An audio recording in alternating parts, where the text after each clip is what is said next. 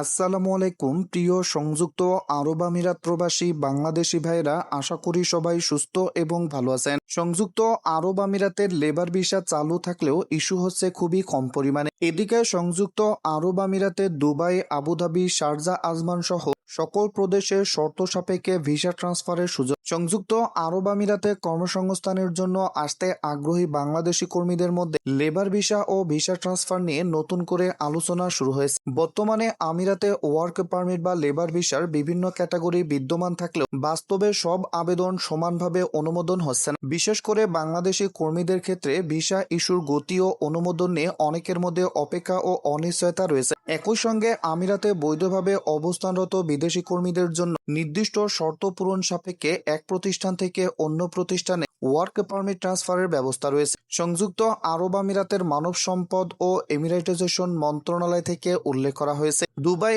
Abu Dhabi, Sharjah, Ajman, রাস আল Khaimah, Fujairah ও আল কোরাইন সব আমিরাতেই বিদেশি কর্মীদের জন্য কর্মসংস্থান ও রেসিডেন্সি সংক্রান্ত আলাদা প্রশাসনিক প্রক্রিয়া রয়েছে। তবে কোন প্রতিষ্ঠানে কর্মী নিয়োগ হবে, প্রতিষ্ঠানের অনুমোদিত কোটা, কর্মীর বৈধ কাগজপত্র, চাকরি চুক্তি এবং সংশ্লিষ্ট কর্তৃপক্ষের অনুমোদনের উপর ভিসা ও ওয়ার্ক পারমিটের বিষয়টি নির্ভর করে। তাই শুধু ভিসা চালু শুনেই সবার জন্য স্বাভাবিক গতিতে ভিসা ইস্যু হচ্ছে এমনটি ধরে নেওয়া ঠিক হবে না। বর্তমান ব্যবস্থায় একজন কর্মী নির্দিষ্ট আইনগত শর্ত পূরণ করলে নিয়োগকর্তার অধীনে ট্রান্সফার ওয়ার্ক পারমিটের আবেদন করতে পারবে।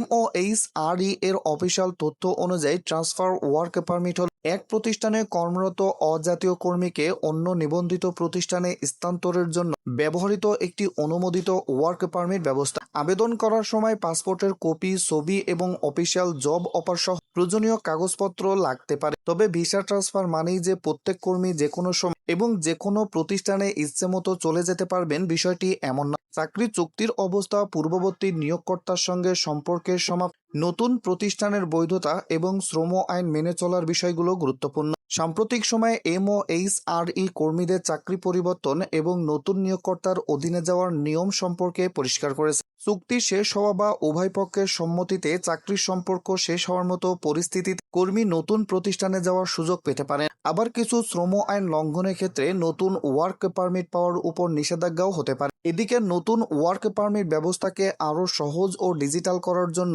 MOHRE সম্প্রতি বিভিন্ন ধরনের পারমিট কাঠামো উন্নত করেছে। এর মধ্যে বিদেশ থেকে কর্মী নিয়োগের পাশাপাশি ট্রান্সফার ওয়ার্ক পারমিটও রয়েছে। ফলে আমিরাতের শ্রমবাজারে বৈধভাবে কর্মরত বিদেশিদের চাকরি পরিবর্তন ও নিয়োগ প্রক্রিয়াকে নিয়মের মধ্যে রাখার চেষ্টা করা হচ্ছে। বাংলাদেশি কর্মীদের জন্য সবচেয়ে গুরুত্বপূর্ণ বিষয় হল লেবার ভিসা বা ওয়ার্ক পারমিটের বিষয়ে কোনো দালাল বা মধ্যস্থভোগীর কথা অতিরিক্ত টাকা দেওয়া উচিত নয়। প্রকৃত নিয়োগকর্তা অফিসিয়াল জব অফার, চুক্তিপত্র এবং সংশ্লিষ্ট সরকারি অনুমোদন যাচাই করে তারপর সিদ্ধান্ত নেওয়া জরুরি। কারণ ভিসা ইস্যু কম হওয়া বা কোনো আবেদন আটকে যাওয়ার কারণ হিসেবে প্রতিষ্ঠানের কোটা, নথিপত্রের ঘাটতি এবং অন্যান্য প্রশাসনিক বিষয় থাকতে পারে। সর্বশেষে বলা যায়, সংযুক্ত আরব আমিরাতের লেবার ভিসা ব্যবস্থা পুরোপুরি বন্ধ এমন কথা বলা সঠিক নয়। আবার সব আবেদন ব্যাপকভাবে অনুমোদন হচ্ছে এমন দাবিটি নিশ্চিতভাবে করা যায় না। তবে বর্তমানে ভিসা ইস্যু বাস্তব পরিস্থিতি ও অনুমোদনের উপর নির্ভর করছে।